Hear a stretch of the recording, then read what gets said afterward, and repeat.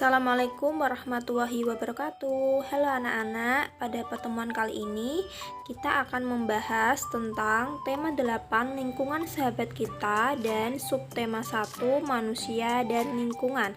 Mari kita pelajari.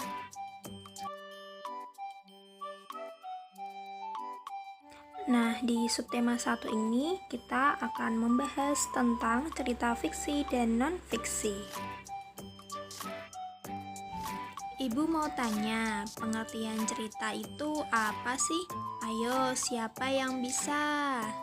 Nah, cerita merupakan karya sastra yang terdiri dari susunan beberapa peristiwa yang saling berhubungan satu sama lain dengan tujuan mengisahkan atau menjelaskan sesuatu. Cerita dibagi menjadi dua, yakni cerita fiksi dan cerita non-fiksi. Cerita fiksi merupakan karya sastra yang berisi cerita rekaan atau didasari dengan imajinasi pengarang dan bukan berdasarkan kejadian nyata. Nah, apa saja contoh cerita fiksi? Mari kita simak.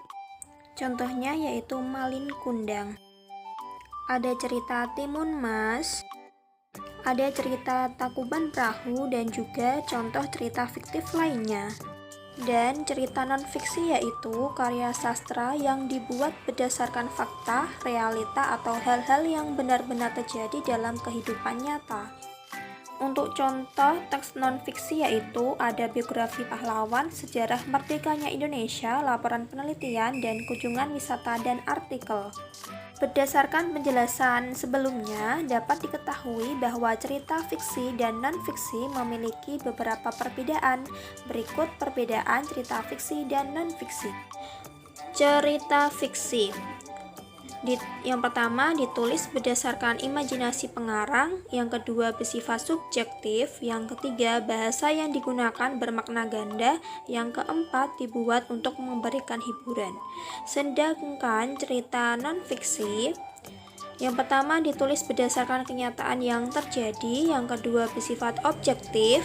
Yang ketiga, bahasa yang digunakan bermakna tunggal. Yang keempat, dibuat untuk memberikan informasi dan pengetahuan. Untuk memperdalam pemahaman materi yang sudah disampaikan, anak-anak bisa mengerjakan soal sebagai berikut. Terima kasih, dan semoga video ini bermanfaat bagi kalian semua. Wassalamualaikum warahmatullahi wabarakatuh.